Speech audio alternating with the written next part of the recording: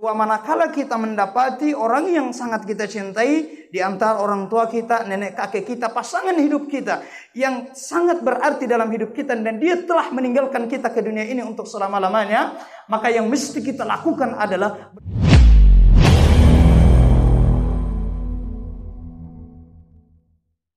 para hadirin sekalian yang dimuliakan Allah Subhanahu wa taala.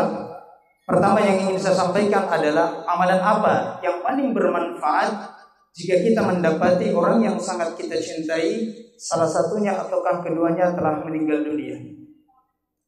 Maka yang pertama adalah amalan yang paling bermanfaat adalah amalan sedekah. Hal ini sebagaimana yang dilakukan oleh sahabat Sa'ad bin Ubadah radhiyallahu anhu. Jadi Sa'ad bin Ubadah itu ketika dia pulang ke rumahnya, dia mendapati ibunya telah meninggal dunia. Maka apa yang dilakukan oleh Sa'ad bin Ubadah? Maka dia segera menemui baginda Nabi Muhammad SAW dan dia sampaikan, "Ya Rasulullah, sesungguhnya ketika aku tiba di rumah, aku mendapati ibuku itu telah meninggal dunia. Apakah hari ini ketika aku bersedekah mengatasnamakan ibuku yang telah meninggal dunia, apakah sedekah itu akan sampai ya Rasulullah?" Maka baginda Nabi menyampaikan, "Na'am, tasaddaqa anha." Benar, bersedekahlah atas nama ibumu karena sedekah itu akan sampai. Pertanyaannya adalah, mengapa sahabat Sa'ad bin Ubadah ini dia dapati ibunya meninggal, yang dia dahulukan itu adalah bersedekah? Karena sahabat Sa'ad bin Ubadah mengetahui betul fadilah keutamaan seorang hamba yang bersedekah. Dan sepakat semua para ulama, jika kita mendapati orang tua kita salah satunya atau keduanya, khusus kepada anak-anak almarhum Amr bin Daris Sayyid Alwi, maka sepakat semua para ulama, jika kita bersedekah mengatasnamakan orang tua kita yang telah meninggal dunia, maka pahala sedekah itu pasti akan sampai. Pasti akan sampai. Dijelaskan oleh Al-Imam Ibn Al-Qayyim Al-Jauziyah rahimahullah. Ini dengarkan baik-baik ceramahnya Pak Ustadz ya, ibu-ibu yang ada di samping sana. Ini kalau ada yang menggosip, saya doakan suaminya menikah lagi. Ini disampaikan oleh Al-Imam Ibn Al-Qayyim Al-Jauziyah rahimahullah. Mengapa pahala sedekah itu sangat bermanfaat sekali untuk si mayit? Karena pertama, lampu yang paling terang di alam kubur itu adalah lampu pahala sedekah. Yang kedua, amalan yang kendati pun anak Adam itu telah meninggal dunia, tapi pahalanya terus mengalir tiada henti-hentinya. Salah satunya adalah sedekatun jariyah. Yang ketiga, sesungguhnya keadaan ruh itu di dalam kuburnya, dia akan senantiasa bernaung di bawah naungan-naungan pahala sedekahnya. Sampai-sampai baginda Nabi SAW menyampaikan, "Sab'atun yudhillihimullahu fi dhilli yauma la dhilla illa dhilluhu." Ada 7 golongan yang mendapatkan naungan di sisi Allah ketika naungan itu tidak ada lagi naungan di hari kiamat. Salah satunya adalah seorang hamba yang bersedekah melalui tangan kanannya, tapi tangan kirinya dia tidak tahu.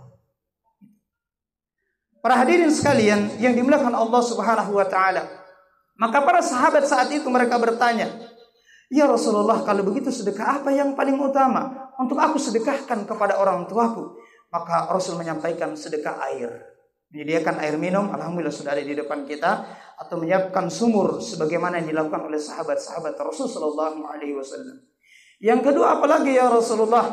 Menyediakan makanan. Nah, disinilah para ulama mereka jelaskan bahwa jika kita mendapati orang tua kita meninggal dunia, kita bersedekah makanan itu tidak jadi masalah. Yang jadi masalah kalau kita tidak punya kemampuan, kemudian kita paksakan sampai kita mengutang. Tapi kalau ada orang yang punya kemampuan secara ekonomi, dia bersedekah. Dia panggil sanak kerabatnya, tetangganya, bahkan kepada anak yatim piatu. Dia niatkan makanan itu untuk orang tuanya, pahalanya. Maka Masya Allah, pahala sedekah makanan itu akan sampai kepada orang tuanya. Dan tahukah kita, amalan apa yang paling disesalkan oleh mayit itu? Ketika dia telah meninggal dunia, kehidupannya telah beralih dari alam dunia menuju ke alam kubur, namanya alam barzah. Kalimat barzah itu hanya 2 kali saja Allah sebutkan di dalam Al-Quran.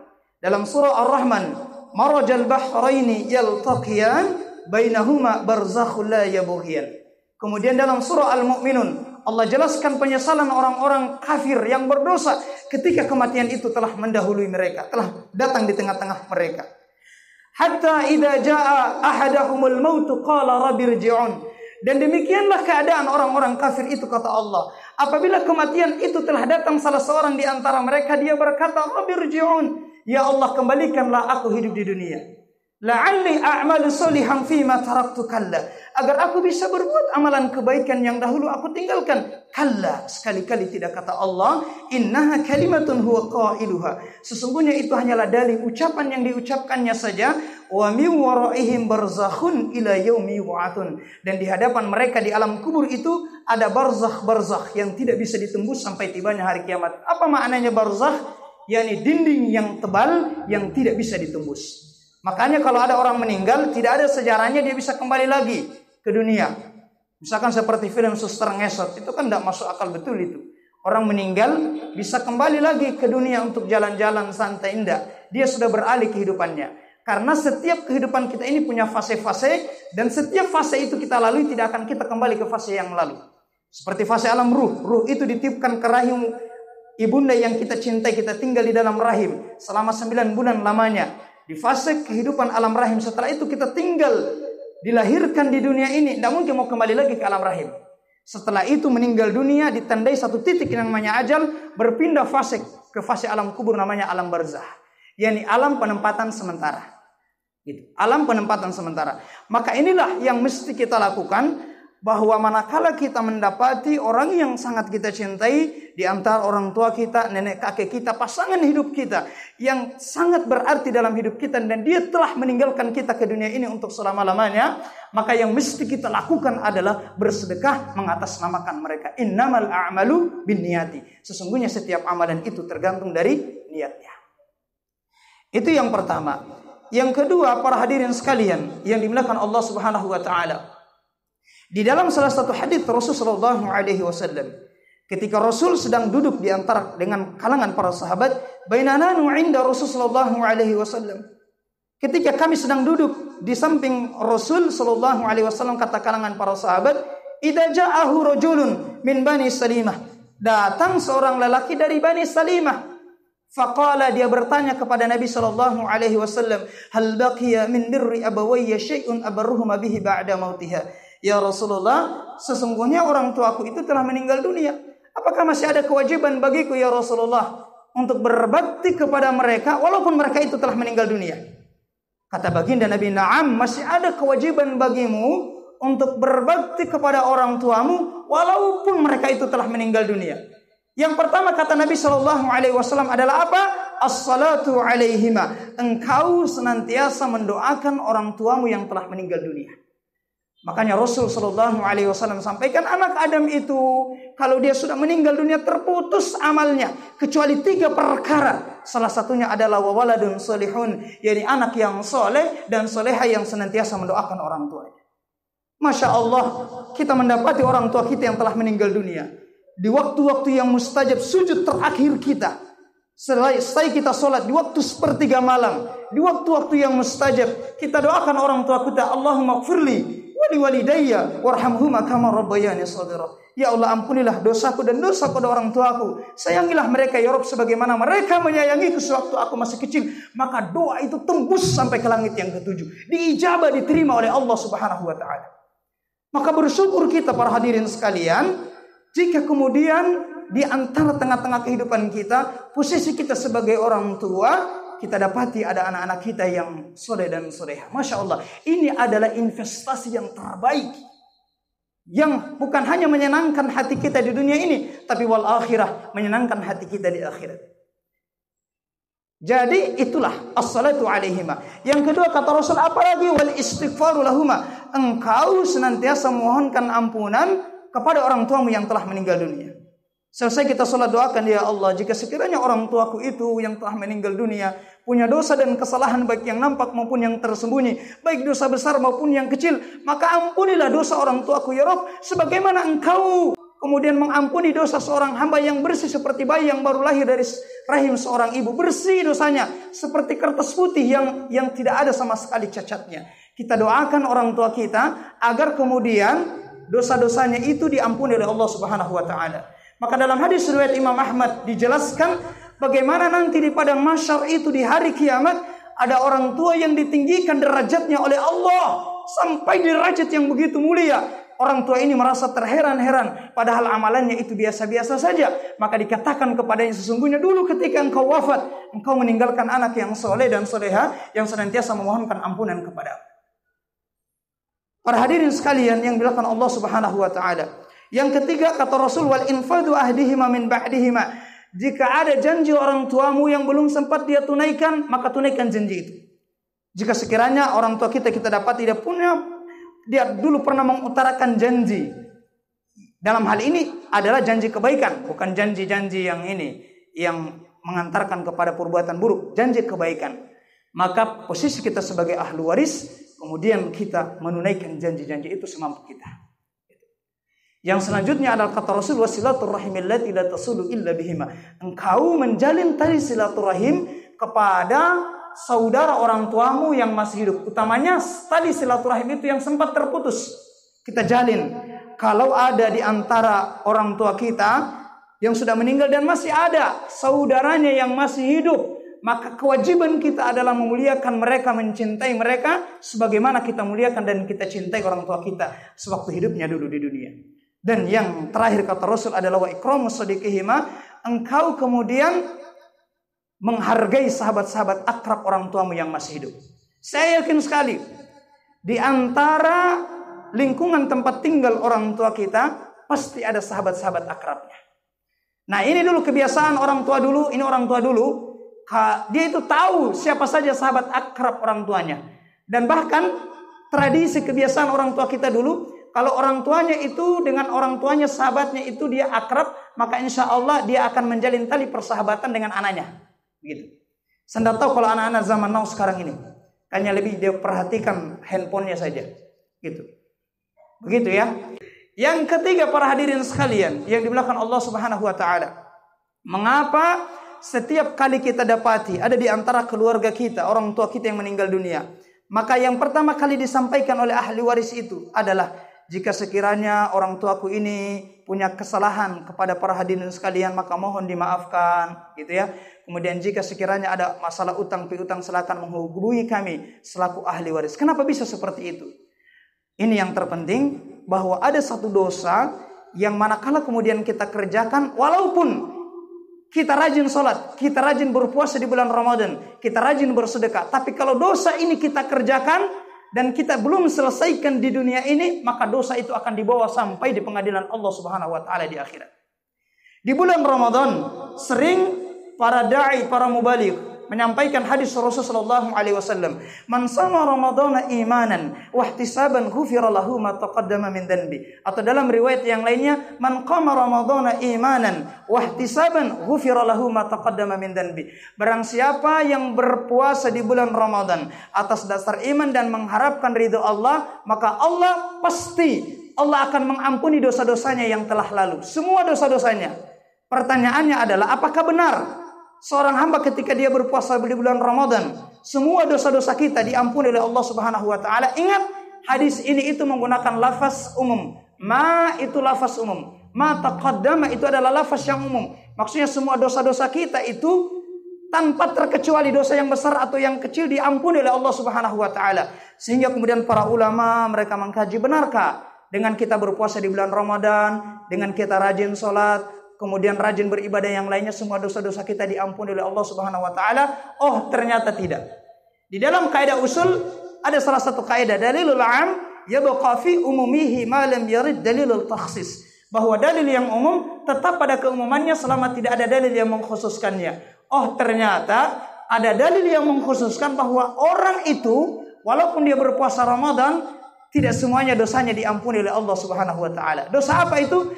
Dalam hadis riwayat Imam Muslim, hadis yang begitu panjang, Rasul mengumpulkan para sahabat seperti ini. Kemudian beliau bertanya, "Atadruna mal muflis?" Tahukah kamu siapakah orang-orang yang bangkrut itu? Qalu al-muflisu finna man la dirham lahu wa la mata'. Maka para sahabat menjawab, "Ya Rasulullah, sesungguhnya orang-orang yang bangkrut itu adalah mereka yang tidak punya lagi dirham, dinar dan dirham dan harta kekayaan. Mereka itulah orang-orang yang bangkrut ya Rasulullah. Maka baginda Nabi sallallahu alaihi wasallam menyampaikan, "Innal muflisa min ummati ya'ti yaumil qiyamah bi salatin wa siyamin wa zakatin." Sesungguhnya yang bangkrut dari kalangan umatku pada hari kiamat adalah mereka dengan membawa pahala salatnya, pahala puasanya, pahala zakatnya, dan pahala-pahala yang lainnya. Tapi dia terkategori sebagai golongan orang-orang yang bangkrut, yang pailit nanti di pengadilan Allah Subhanahu wa taala. Kenapa bisa? Kata Rasul, qad syatama hada. Dulu waktu dia hidup di dunia suka mencaci maki orang lain. Yang kedua, wa kadzafa hada. Dia suka menuduh orang lain dengan tuduhan yang keji. Perbuatan yang tidak pernah dilakukan oleh saudaranya, dia tuduh, namanya fitnah.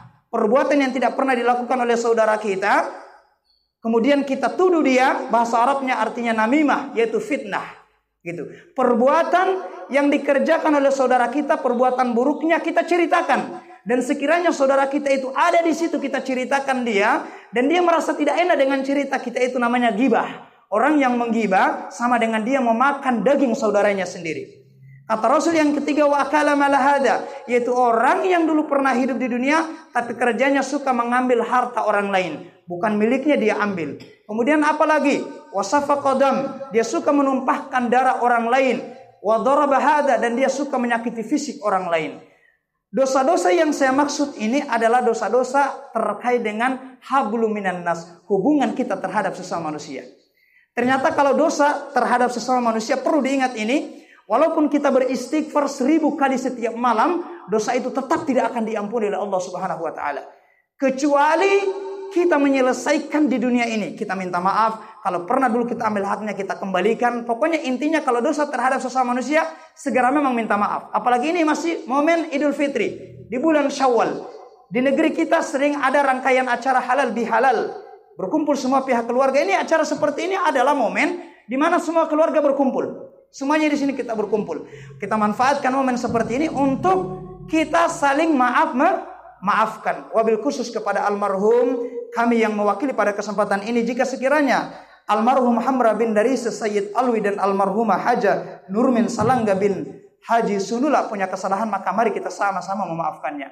Karena dosa ini, dosa terhadap sesama manusia, kalau tidak diselesaikan di dunia ini, nanti diselesaikan di pengadilan Allah. Bagaimana cara menyelesaikannya? Kata Rasul, pertama, fayutahada min hasanatihi wa hada min hasanatihi. Akan diambilkan amalan kebaikannya ini dan ditransfer, diberikan kepada orang yang pernah ia zalimi. Dia punya amalan kebaikan puasa Ramadan. Dia dulu kerjanya suka menggosip, gitu ya, suka mencaci maki, suka mengambil hak orang lain. Maka pahala kebaikannya ini akan ditransfer kepada dulu orang yang pernah ia zalimi. Kalau amalan kebaikannya itu telah habis, kata Rasul, ada cara yang kedua. Masih banyak orang yang menuntut dia, amalan kebaikannya sudah habis. Masih ada cara yang kedua untuk menyelesaikannya di pengadilan Allah, yakni fa in faniyat hasanatuhu qabla an yuqda ma alaihi ukhidha min khatayahu faturihat alaihi thumma turiha finnar. Apabila amalan kebaikannya itu telah habis, maka dosa orang yang pernah ia zalimi ini akan ditransfer, diberikan kepada dia. Jadi ada namanya transfer pahala, ada transfer dosa. Thumma turiha finnar. Kemudian yang ahlu ibadah ini dia dilemparkan ke dalam neraka. Maka penting bagi kita perbaiki hubungan kita kepada Allah, kita perbaiki hubungan kita terhadap sesama manusia. Demikian apa yang kami sampaikan pada kesempatan ini. Insya Allah, semoga apa yang kami sampaikan bisa insya Allah kita aplikasikan dalam kehidupan kita sehari-hari. Wabil khusus kepada kita, posisi kita yang telah kita dapati orang tua kita telah meninggal dunia. Kencangkan doa kita itu. Para ulama itu mereka punya tradisi setiap kali mereka sujud, di sujud terakhirnya itu, wabil khusus salat tahajud, mereka mendoakan orang tua kita. Mereka itu Allahumma ighfirli wa liwalidayya warhamhuma kama rabbayani shaghira. Puluhan kali baru kemudian mereka bangkit dari sujudnya. Gitu. Saking tradisi itu mereka jaga agar kemudian kita menjadi wirid kita, menjadi amalan harian kita senantiasa mendoakan orang tua kita. Dan semoga insya Allah dengan apa yang kami sampaikan semakin menjaga hablum minan nas kita. Hubungan sesama kita, wabil khusus kepada kita yang masih terjalin tali silaturahim, yakni dari kerabat kita, yakni dari mahram kita, terus kemudian kita jaga hubungan kekerabatan kepada mereka. Demikian apa yang kami sampaikan. Kami akhiri, wassalamualaikum warahmatullahi wabarakatuh.